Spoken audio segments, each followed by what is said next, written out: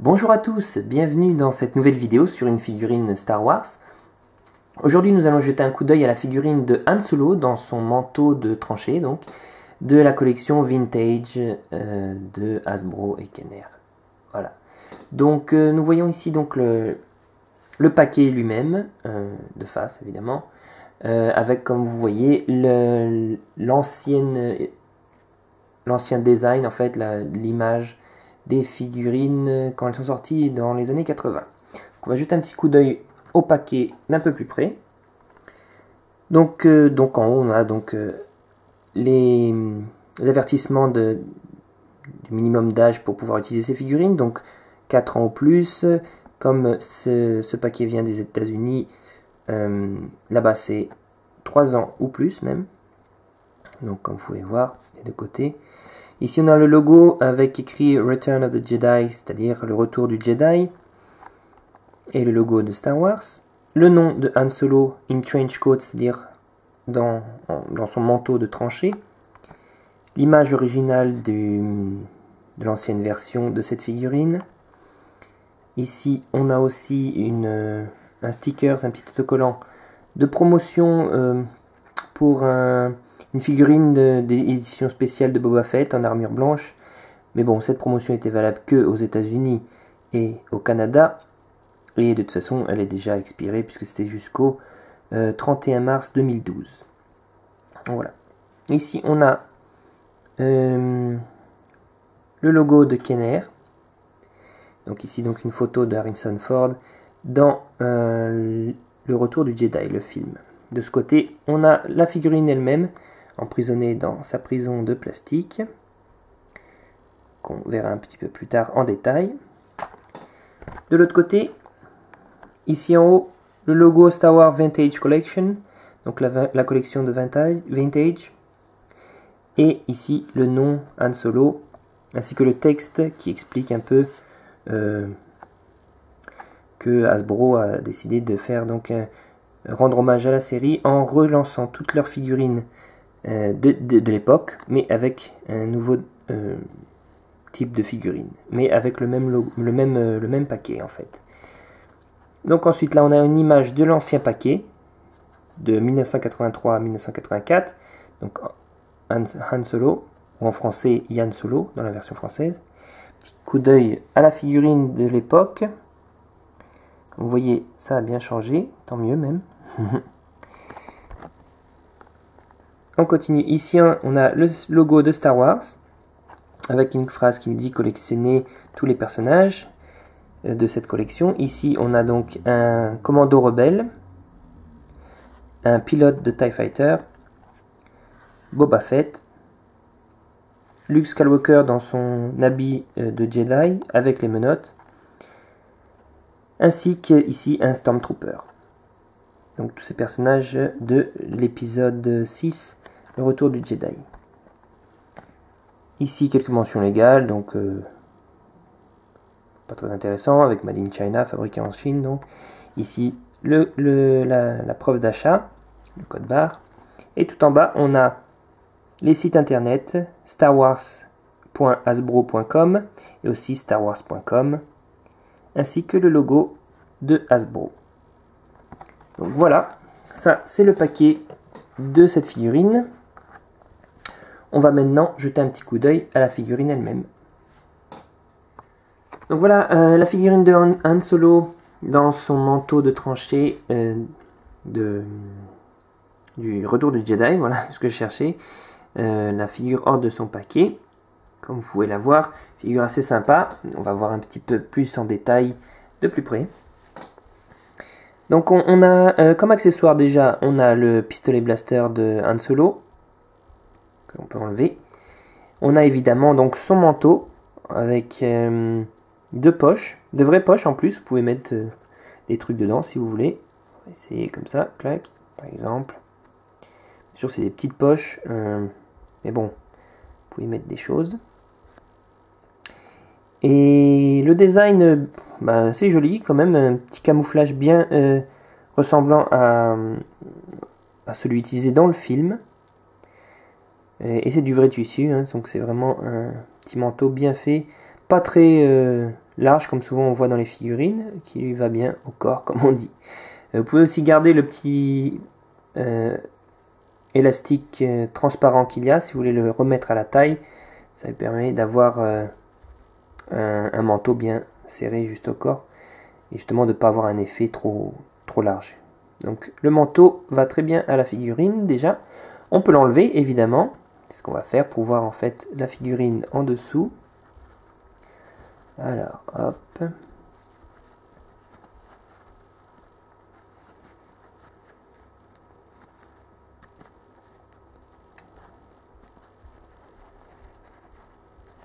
Donc voilà. La figurine en elle-même très bien sculptée, des bons détails. Comme vous pouvez voir, donc c'est une figurine de Han Solo avec son uniforme à partir de l'Empire contre-attaque, donc la ligne jaune sur le côté. Ici, vous pouvez voir aussi l'arrière. Au niveau des articulations, donc, il a une tête montée sur une boule, donc vous pouvez la mettre dans n'importe quelle position. Regardez vers le haut, vers le bas. Ses épaules aussi ont une articulation. Ses coudes permettent de donner comme ça, mais aussi dans ce sens-là. Et ses poignets, que dans un sens. Au niveau de la taille, il a aussi une articulation ici, à ce niveau-là. Donc vous pouvez le faire à droite ou à gauche, vers le haut, vers le bas. Niveau des hanches, juste une articulation vers l'avant, vers l'arrière. Les genoux, comme les coudes et les épaules, ont une articulation qui tourne sur elle-même et en avant, en arrière. Et les chevilles, pareil, sur les côtés et en avant et en arrière. Donc voilà, ça c'est pour les articulations. La veste, elle peut être enlevée puisque c'est du plastique mou. Je ne vais pas le faire là, mais vous pouvez le faire. La ceinture aussi, elle est attachée à l'arrière par un petit bitonio. Vous avez juste à la tirer. Hop. Et ensuite, elle descend. Vous pouvez la retirer. Cette ceinture a donc aussi un rangement pour le pistolet blaster. De le mettre à l'intérieur. Hop. Comme vous voyez, ça rentre bien, pile poil. Je vais essayer de zoomer bien, voilà. Et donc voilà, ça c'est la figurine de Han Solo. Essayer de la faire tenir ici. Pendant qu'on parle un petit peu du personnage. Voilà, ce qui va tenir, on va espérer. Donc Han Solo, ou Yan Solo, je vais mettre son petit manteau par terre à côté. Yan Solo, donc, dans les films Star Wars, est donc un humain. Il est originaire donc, de la planète Corellia, comme vous ne le sauriez pas. Et donc son métier principal est donc contrebandier. Bien que après, dans la saga, il devient capitaine et ensuite général de l'Alliance Rebelle. Voilà. Sa première apparition est dans l'épisode 4, Un Nouvel Espoir. Et bien évidemment, son véhicule, son vaisseau principal est le Faucon Millennium, ou le Faucon millénaire. Ça dépend de la version que vous préférez écouter, en français ou original. Un petit peu de son histoire en dehors des films Star Wars, donc vous pouvez chercher sur internet et trouver dans les bandes dessinées, les livres et tout ça qui sont sortis entre temps. Donc Han Solo a été orphelin dès son plus jeune âge, et il n'a pas connu ses parents donc. Il a été très jeune kidnappé par un pirate contrebandier du nom de Shrike Garris. Et il a été emmené donc sur son vaisseau, le marchand chanceux. Et il a été donc, depuis tout enfant, emmené dans ce monde de contrebande, de faire des trucs un peu illégaux et tout ça, quoi. Sur ce vaisseau, la cuisinière était une Wookiee qui s'appelait Juulana, et qui donc, comme le jeune Han Solo, encore enfant, elle l'a pris un peu comme son propre enfant. Elle l'a élevé et du coup lui a appris le langage des Wookiees qui s'appelle le Shiriwook. Et c'est pour ça que Han Solo peut parler avec Chewbacca dans les films, enfin peut parler, le comprend, puisqu'il a eu une enfance éduquée par un Wookiee, une Wookiee. Il continue donc à vivre sur ce vaisseau et à faire pas vraiment de la contrebande, mais tout des trucs illégaux avec Shrike Garris. Et qui donc un jour, par contre, il fait la connaissance sur la planète Corellia, donc sa planète d'origine. Il fait connaissance de sa tante, puisque la Wookiee d'Ulana a réussi à savoir le vrai nom de Han Solo, puisque Shrike Garris a toujours caché ce nom pour pouvoir mieux contrôler le jeune enfant Han Solo. Donc Han Solo ne savait pas en fait son nom de famille surtout. Mais une fois qu'il l'a su, et quand ils sont arrivés sur cette planète, il a fait un peu de recherche et il a trouvé donc sa tante qui est par contre était devenue folle. Et sa tante s'appelait donc Tion Solo. Et son cousin qui était en fait un méchant quoi. Il s'appelait Trakan Sal Solo. Donc pas vraiment une bonne rencontre. Mais bon, il a quand même appris qu'il était descendant d'Ala le Noir. Un pirate de cette planète très connue qui a notamment lancé la démocratie sur la planète et qui était connu du coup sous le nom de roi de Corellia, bien que ce n'était pas vraiment un monarque.